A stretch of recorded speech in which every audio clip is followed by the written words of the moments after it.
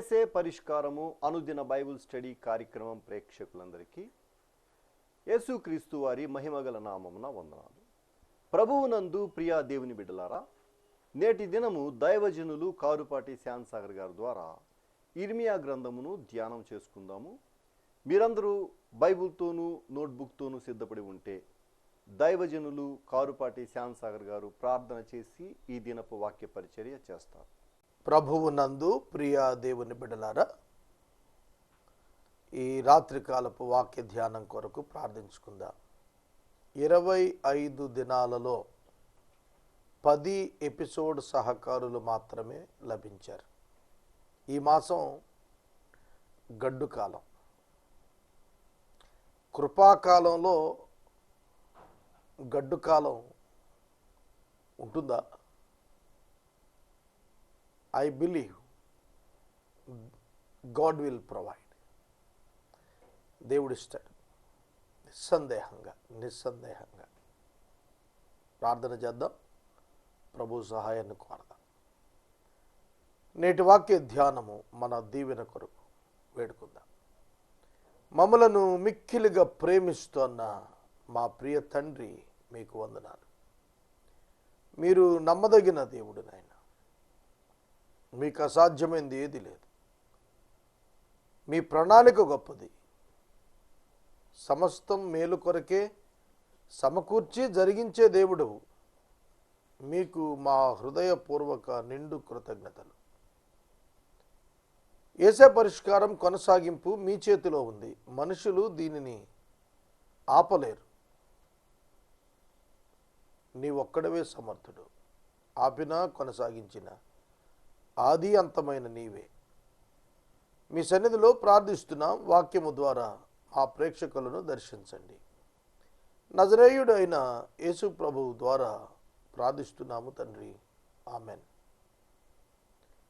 ప్రభువు నందు ప్రియ దేవుని బిడ్డలారా, దేవుని వాక్యాన్ని వినటం ఎంతో సంతోషం, చెప్పటం మరింత సంతోషకరమైనది. I feel proud and blessed. ఈ గొప్ప వాక్యాన్ని వచించడానికి ప్రభు నాకు ఇచ్చిన అవకాశాన్ని బట్టి నేను అతిశయిస్తున్నాను, సంతోషిస్తున్నాను, స్తుతిస్తున్నాను, దీవించబడ్డానని భావిస్తున్నాను. ఇర్మియా కూడా అలాగే భావించాడు. ఇర్మియా దేవుడు తనకు ఇస్తున్న ప్రవచనాలు ఎంత దుఃఖకరంగా ఉన్నాయో. ఒక ప్రక్కన ఇర్మియా తల జలమయంగా ఉంది, ఏడ్చాడు, కన్నీరు గార్చాడు. కానీ మరొక ప్రక్క అతిశయాస్పదం. దేవుని వాక్కు తనకు రావటం, దేవుడు వినియోగించుకోవటం, దేవుని చేతిలో పాత్రగా మారటం చాలా దీవెనకరం. అది గ్రహించాడు ఇర్మియా. అందుకే ప్రకటన మానలేకపోయాడు. చాలామంది బోధకులు ఉన్నారు ఆ రోజున. యాజకులు ఉన్నారు, ప్రవక్తలు ఉన్నారు, దేవుని పేరిట ప్రవచనాలు చెబుతున్న వారు చాలామందే ఉన్నారు. కానీ ఇర్మియా దేవుడు ఇచ్చిన ప్రవచనాలు చెప్పాడు. దేవుని పేరిట సొంత ప్రవచనాలు చెప్పి లాభం కూర్చుకున్న వారి మధ్య దేవుని యొక్క ప్రవచనము యథార్థంగా చెప్పి ప్రమాదంలో పడినవాడుగా ఇర్మియా కనిపిస్తాడు. దేవుని వాక్కు ప్రకటించుట ద్వారా ప్రమాదములోనికి వెళితే ఏం సంభవిస్తుంది? అలా వెళ్ళిన వారి జాబితా బైబిల్లో చాలానే ఉంది. మేలు కొరకు సమకూర్చి సమస్తం జరిగించు దేవుడు కీడుకు తన సేవకుడిని అప్పగించడు. కనిపిస్తున్నట్లు కీడుగా అనిపిస్తున్నా దాని వెనుక మేలు కొరకైన బహుమానమును దాచి ఉంచుతాడు. ఇర్మియా గ్రంథం 26వ అధ్యాయం మీ ఎదుట ఉంచుకుంటే ఈ దృశ్యం ఇందులో కనిపిస్తుంది. మొదటి వచనం, యోషియా కుమారుడును యోధా రాజును అగు యెహోయాకీము ఏలుబడి ఆరంభములో యెహోవా యొద్ద నుండి వాక్కు ప్రత్యక్షమై ఇలాగు సెలవిచ్చెను. యోషియా గ్రేట్ రిఫార్మర్. యోషియా యూదా రాజులలో శ్రేష్ఠుడు. ఇతని కాలంలో రిఫర్మేషన్ తెచ్చాడు. ఇర్మియా ద్వారా దేవుడు పలికిన మాటలు యోషియా విని మార్పులు తీసుకొచ్చాడు సమాజంలో. యూదులలో ధర్మశాస్త్రానికి లోబడేటట్లుగా ప్రేరేపించాడు. పీస్ఫుల్ డేస్ చాలా అనుభవించాడు. తరువాత తొలగిపోయాడు. అతను కుమారుడు యెహోయాకీము రాజయ్యాడు. ఆ ప్రారంభ దినాల్లో దేవుడు అతనితో కూడా మాట్లాడుతున్నాడు. దేవుడు ఏ రాజు నూతనంగా రాజ్యానికి వచ్చినా వాళ్ళతో ప్రవక్తల ద్వారా స్పెషల్గా మాట్లాడాడు. అందుకే పాత రాజు నూతన రాజుకు సలహా ఇస్తున్నప్పుడు ప్రతిసారి కూడా యెహోవా నిన్ను నడిపిస్తాడు, నువ్వు యెహోవా మాట వినమన్నారు. నాయకుడు తన తర్వాత తరం నాయకునికి చెప్పిన సందేశం ఒకటే, లిజన్ టు గాడ్. అర్థమవుతుందా? దావీదు తన కుమారుని సొలొమోను పిలిచి దేవుడు చెప్పిన ఆజ్ఞ పాటించమన్నాడు. దేవుని చిత్తం నెరవేర్చమన్నాడు. యాజ్ అన్ ఎల్డర్లీ వన్, కుటుంబంలో పెద్దవానిగా నీవు నీ బిడ్డలను పిలుచుకొని ఏం చెబుతావు? యెహోయాకీమునకు దేవుని వాక్కు ప్రత్యక్షమైంది. బిగినింగ్ ఆఫ్ హిజ్ రీఇన్వెంట్, పరిపాలన ప్రారంభాన్న దేవుని కృప, దేవుని వాక్కు ప్రత్యక్షత. మన జీవితంలో కూడా అంతే. మనం ఏ పని ప్రారంభించనయున్నా దేవుని యొక్క నడిపింపు, దేవుని యొక్క వాక్యపు హెచ్చరిక మనకు ఆశీర్వాదకరంగానే ఉంటుంది. లోబడితే ఆశీర్వాదం, తిరగబడితే శిక్షాకాలం. చదువుతాను చూడండి.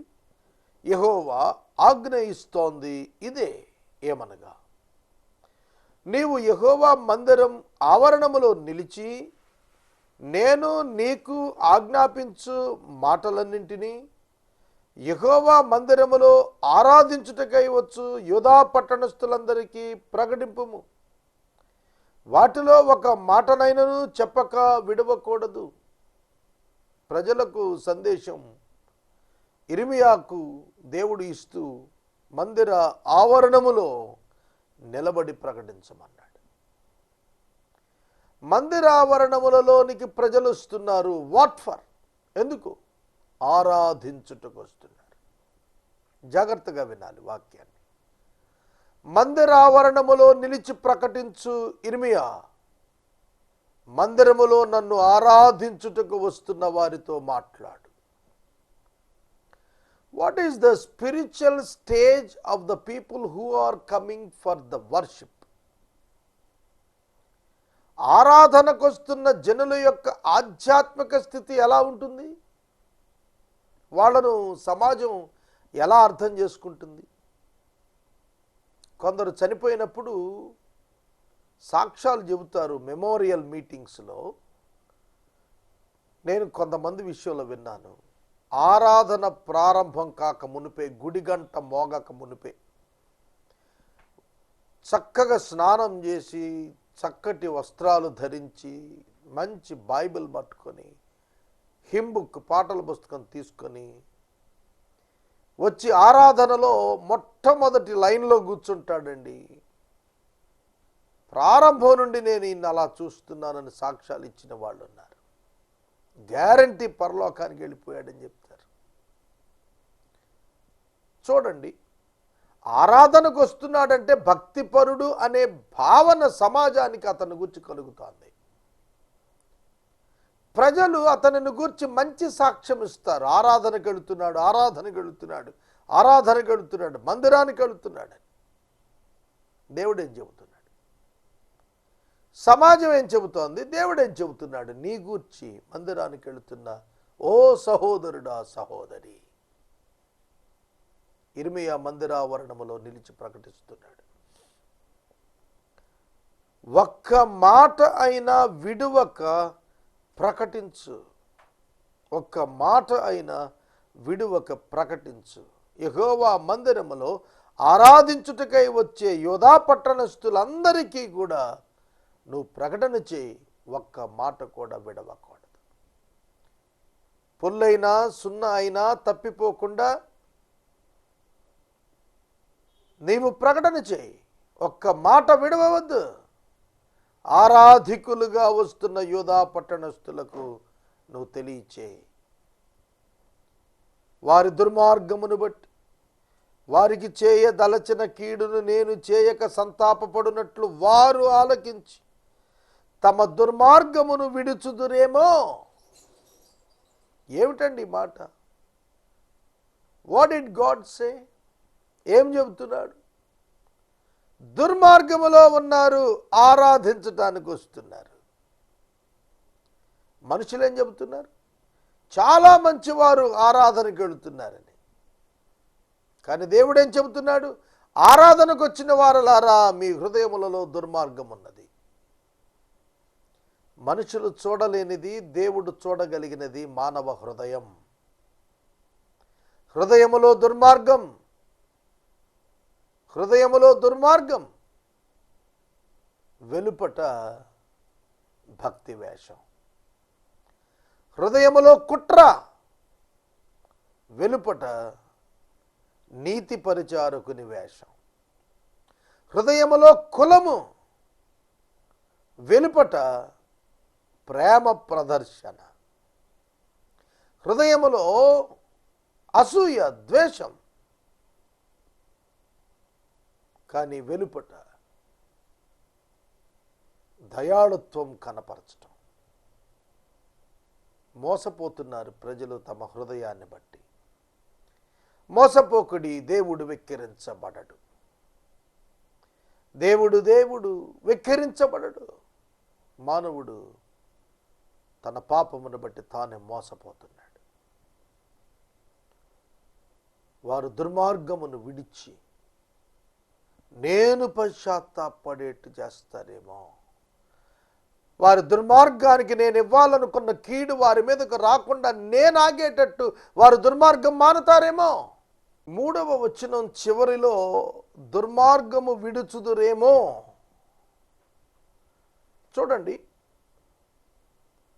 విడుచుదురేమో అంటే ఏమిటి అర్థం? It may be they will listen and every one turn from his evil way. చూడండి, మేబీ విడుచుదురేమో. మేబీ దేవునికి తెలియదా? విడుస్తారో విడవరో దేవునికి తెలియదా? దేవునికి తెలుసు. విడుచుదురేమో అన్నప్పుడు giving one opportunity for them to turn from the evil. చూస్తాను విడుస్తారో లేదో అన్నప్పుడు అవకాశం ఇస్తున్నాడు దేవుడు అని అర్థం చేసుకోవాలి తప్ప దేవుడికి తెలియదేమో అని కాదు. ఆదికాండము గ్రంథము 18వ అధ్యాయంలో దేవుడు అబ్రహామును మమ్రేలో దర్శించాడు. అక్కడ కూడా సొదొమను గురించి గొమొరాను గురించి నా యొద్దకు వచ్చిన మొర భయంకరంగా ఉంది గనుక నేను చూచుటకు దిగి వచ్చాను, అలా ఉన్నదో లేదో చూచుటకు దిగి వచ్చాను నేను అన్నాడు. దేవుడు సర్వజ్ఞానం గలవాడు, సర్వవ్యాపకత్వం గలవాడు, చూస్తున్నవాడు. హాగరు చెప్పింది, నన్ను చూచుచున్న వాణిని నేను చూస్తున్నాను, చూస్తున్న దేవుడు అయినని చెప్పింది కదా. చూచుచున్న దేవుడు అయ్యా అని అంది కదా. మరి చూస్తున్న దేవుడు నేను దిగి వచ్చాను చూడటానికి అన్నాడేమిటి? అర్థమవుతుందా? కనుక ఆయన తాను మార్పు కొరకు వారికి అవకాశాలు ఇస్తున్నాడు. లోతు వెళ్ళి అల్లుళ్లకు చెప్పేటట్టుగా దేవుడు వారికి ఒక అవకాశాన్ని ఇచ్చాడు. వారికి అపహాస్యంగా ఉంది కనుక giving one opportunity, one more opportunity to turn from the evil. అంతేగాని దేవునికి తెలియదని కాదు. God knows everything. సహోదరుడా, సహోదరి, దేవుడు నిన్ను కూడా చూస్తున్నాడు, నన్ను కూడా చూస్తున్నాడు. మనం భయభక్తులు కలిగి బ్రతకాలి. దేవుని శిక్ష, ఉగ్రత పాపము చేసిన వారి మీదకు వస్తుంది, పశ్చాత్తాప పడని వారి మీదకు వస్తుంది. మార్గమును మార్చుకొనక పాప మార్గములో నడిచే వారి మీదకే వస్తుంది. కనుక leave the sin and turn. పాపాన్ని విడిచిపెట్టి మారండి, మారు మనసు పొందండి. దేవుడు కాపాడుతాడు, దేవుడు ప్రేమిస్తున్నాడు. అదే చెప్పాడు. నీవు వారితో ఈ మాట చెప్పాలి. యెహోవా చెబుతోంది ఏమిటంటే, మీరు నా మాటలు విని నేను మీకు నియమించిన ధర్మశాస్త్రాన్ని అనుసరించి నడుచుకున్నాడని, నేను పెందలకడని లేచి పంపుచున్న నా సేవకులకు ప్రవక్తల మాటలను అంగీకరించుడనియు నేను మీకు ఆజ్ఞ ఇయ్యగా మీరు వినకపోతిరి. దేవుడు తర్వాత వచ్చిలోనే చెప్పాడు, మీరు వినలేదు అని. విని మారతారేమో అని అవకాశం ఇస్తున్నాం, వినటం లేదనేది తర్వాత చెబుతున్నాడు. పెందలకడ లేచి బోధ చేస్తున్నా కూడా ప్రజలు మారటం లేదన్నాడు. మీరు ఇలాగు చేసినందున షిలోహు మందిరమునకు చేసినట్లు నేను ఈ మందిరానికి చేస్తాను.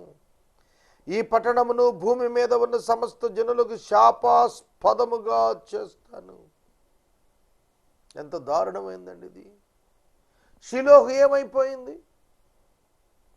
ఏలి కుమారులు హోఫ్ని, ఫినెహాస్ యాజకులు. హోఫ్ని, ఫినెహాస్ వ్యభిచారులు, త్రాగుబోతులు, దుర్మార్గులు.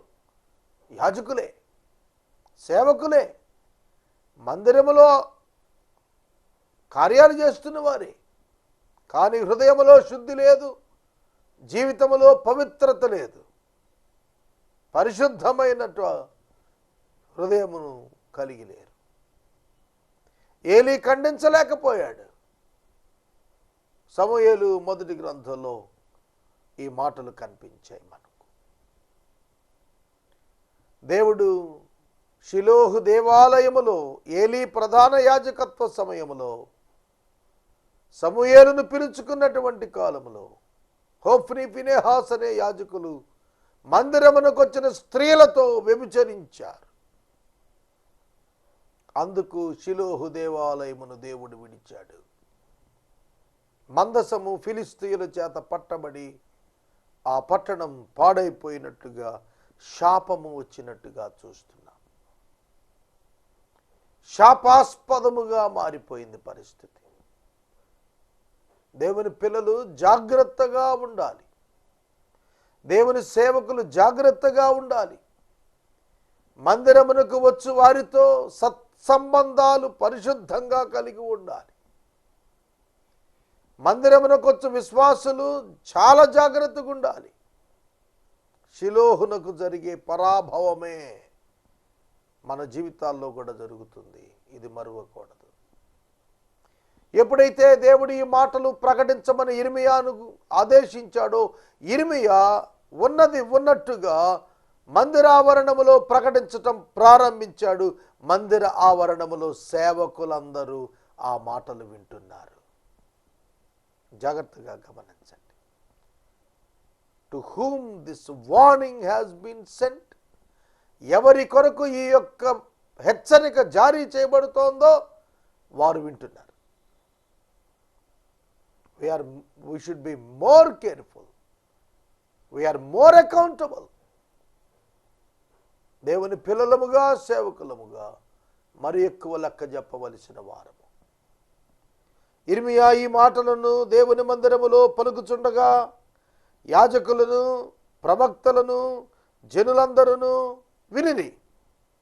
జనులకందరికీ ప్రకటింపవలెనని యెహోవా ఇర్మియాకు ఆజ్ఞాపించిన మాటలన్నింటినీ అతడు పలికి చాలించిన తరువాత యాజకులు, ప్రవక్తలు, జనులు అతనిని పట్టుకొని, నీవు మరణ శిక్ష పొందక తప్పదు.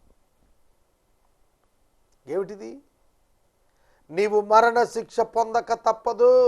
ఎందుకంటే దేవుని మందిరం షిలోహు వలె ఈ యెహోవా నామం పెట్టబడిన ఈ మందిరం అవుతుందని, పట్టణంలో నివాసి లేక పాడైపోతాడని నీవు ఎలా ప్రకటిస్తున్నావు అంటూ యెహోవా మందిరములో ఇర్మియా యొద్దకు కూడి వచ్చారు. The same thing happened with Jesus Christ. యేసుక్రీస్తుతో కూడా అదే జరిగింది. యేసుక్రీస్తు ప్రభువును గురించి మత్తయి సువార్త 26వ అధ్యాయం 61వ వచనంలో, నీవు దేవాలయమును పడగొట్టి 3 దినాలలో లేపుతానన్నవట. దేవాలయమును పడగొట్టుట అనేది చాలా తీవ్రమైనటువంటి నేరం. షిలోహు పాడైంది, అలా షిలోహు నాశనమైనట్లు యెరూషలేము నాశనం అవుతుంది. దేవాలయాన్ని వాళ్ళు చాలా పవిత్రంగా ఎంచేవాళ్ళు. మరి ఒక ఉదాహరణ చెబుతారు. ఆపరేషన్ బ్లూ స్టార్ అని 1983 అనుకుంటాను, సిక్కుల గురుద్వారా అంటారు, మరి దాన్ని చాలా పుణ్యక్షేత్రంగా భావిస్తారు కదా. ఆపరేషన్ బ్లూ స్టార్ కండక్ట్ చేశారు గోల్డెన్ టెంపుల్ మీద. తీవ్రవాదులు లోపట ఉన్నారనే ఆరోపణ మీద దాడి చేశారు ఇండియన్ ఆర్మీ. ప్రధానమంత్రిగా ఇందిరాగాంధీ గారు ఉన్నారు అప్పుడు. Operation blue star. అప్పుడు దేశవ్యాప్తంగా సిక్కులు మత నాయకులు అందరూ కోపంగా ప్రకటన ఇచ్చారు. ఏమిటంటే, దేవాలయంలోనికి సిక్కు వెళ్ళాలి, మిగతా వాళ్ళు వెళ్ళకూడదు. కానీ అది గవర్నమెంట్ అట్లా చేసిందని చెప్పి కోపం తెచ్చుకున్నారు. అందులోనే సిక్కుల్లోనే ఒక సోల్జర్ ఇందిరాగాంధీ గారిని కాల్ చేశాడు. జనపద్ 10 న్యూఢిల్లీలో ప్రైమ్ మినిస్టర్ ఉండగానే కాల్చాడు. కనుక సిక్కులు ఇవాళ మనం అర్థం చేసుకోవటానికి చాలా తీవ్రమైన మత విశ్వాసాలు కలిగిన వారు. వాళ్ళు గడ్డం పెంచుతారు, కత్తి గడ్డంలో పెడతారు, తలపాగ చుడతారు, లైఫ్ టైం అదే స్టైల్ మెయింటైన్ చేస్తారు. కనుక యూదులు కూడా అంతకంటే తీవ్రమైనటువంటి మతాసక్తి కలిగిన వారు. దేవాలయాన్ని పడగొడతానంటే ఊరుకుంటారా? షిలోహులోకి అయిపోద్ది అంటే ఊరుకుంటారా? రౌండప్ చేశారు ఇర్మియాని. నువ్వు బ్రతకకూడదు, చావాలన్నారు. అర్థమవుతుందా? వారి భక్తి భౌతికపరమైనటువంటి భక్తి. హృదయము సరిగా లేకపోయినా పైకి భక్తి కలిగిన వారి వలె ప్రదర్శన కలిగిన వారు. ఇవాళ అలాంటి వారు ఎంతమంది లేరండి. మందిరాలను ప్రేమిస్తున్న వారు ఉన్నారు, మనుషులను ప్రేమించక ద్వేషిస్తున్నారు. భౌతిక ఇటుక, రాయి, చిప్స్, ఇనుముతో కట్టినటువంటి మందిరాలను ప్రేమిస్తున్నారు, మనుషులను ద్వేషిస్తున్నారండి. మనిషికి అన్నం పెట్టరు, కోట్ల రూపాయలతో మందిరం కడతారు. ఎక్కడిది ఈ culture? Pagan culture, religious culture. మతపరమైన ఆసక్తి తప్ప మనిషి మీద ఆసక్తి లేని వారు ఆనాడు కూడా అదే ఉన్నారు. ప్రభువు చెబుతున్నాడు, ఇర్మియా నువ్వు ప్రకటించు, షిలోహు వలె చేస్తాను అన్నాడు. అంతకంటే ఘోరంగా చేశాడు. నువ్వెందుకు ఇలా మాట్లాడుతున్నావు అని చెప్పి అతని దగ్గరికి వచ్చి అతన్ని బంధించి అతన్ని చంపటానికి ప్రయత్నం చేస్తున్నారు.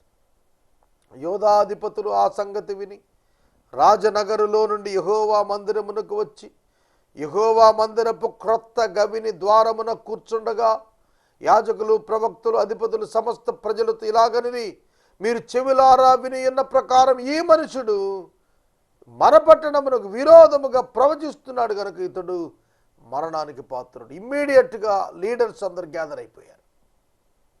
Religion is very powerful. మతం చాలా శక్తివంతమైంది తెలుసా?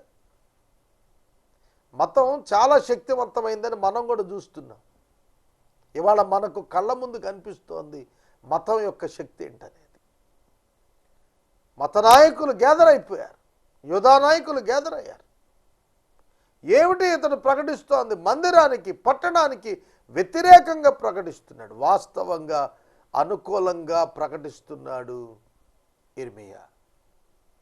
పట్టణము మీద దేవుని ఉగ్రత రాకుండా ఎలా ఉండాలో ప్రకటిస్తున్నాడు.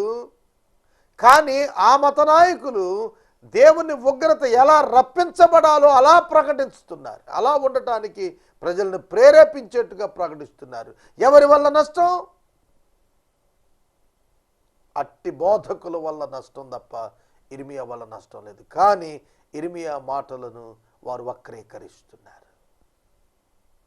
ఇవాళ సత్యము మాట్లాడుతున్న సేవకుని మాటలను వక్రీకరించే మతాసక్తి కలిగిన బోధకులు అత్యధికంగానే సమాజంలో ఉన్నారు. వారి ఆసక్తి మతాసక్తి మాత్రమే కాదు, వారి కడుపు వారికి దేవుడు. నేను ఒక మీటింగ్లో వాక్యం చెప్పడానికి ఆహ్వానించబడ్డాను. నా ముందు ఒక ఆయన మాట్లాడుతున్నాడు. ఒకప్పుడు మేము కళ్ళెములలో ధాన్యమును అడుక్కొని తెచ్చుకొని తిన్నాం, ఇప్పుడు మేము ధనవంతులమయ్యాం. ఆ కళ్యాల యొక్క అధిపతులు మా కాళ్ళు పడుతున్నారు, మేము దైవ సేవకులమయ్యామని ప్రకటిస్తుంటే గడగడలాడాను నేను. Oh how sad it is. నీచులైన వారిని దేవుడు సేవకులుగా ఎన్నుకొని ఆధిక్యత ఇస్తే గర్వించుటకు అతిశయించుటకు ఏ పాటి వారము. గడగడలాడానండి, నేను భయపడ్డాను. ఆ స్టేట్మెంట్ నన్ను కలవరపరిచింది. దీనత్వమునకు వెళ్ళవలసిన సేవకులు భౌతికమైన మందిరము యొక్క, గృహాల యొక్క, సంఘాల ఆర్థిక పటిష్టతను బట్టి వారే దేవుడు అంతట వారుగా భావిస్తున్నారు. పేతురు గారు కొర్నేలు ఇంట పాదాభివందనం చేయే ప్రయత్నం చేసిన వ్యక్తులతో అన్నాడు, అయ్యో మీరు మా పాదాలు తాకవద్దు, దేవుని పాదాలు పట్టుకోవాలి మనందరం, నేను మీ వంటి సామాన్యమైన మనుషుణ్ణే. పేతురు నీడబడితే చచ్చిన పోయిన వాళ్ళు లేచారండి, వస్త్రాలు తగిలితే బతికారండి. వాళ్ళు ఏమన్నారు?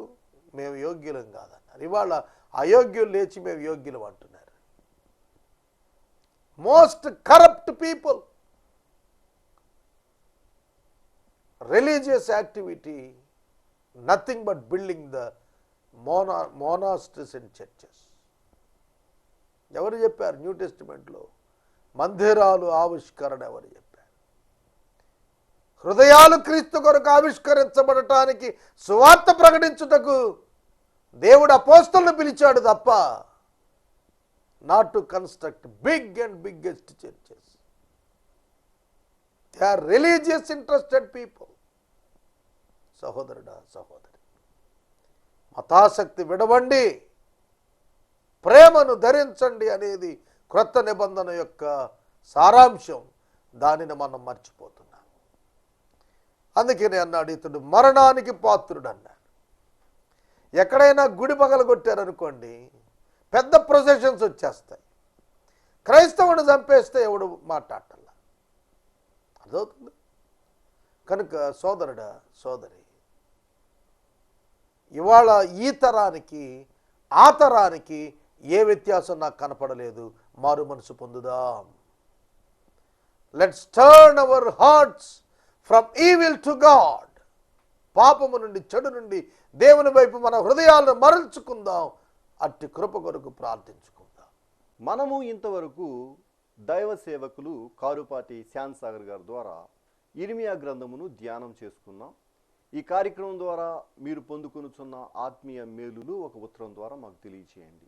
మీ ప్రార్థనా మనవులు మాకు తెలియచేస్తే ఏసే పరిష్కారం కార్యాలయంలో ఏర్పాటు చేసిన ప్రత్యేక ప్రార్థనా శిబిరంలో మీ కొరకు ప్రార్థిస్తాం.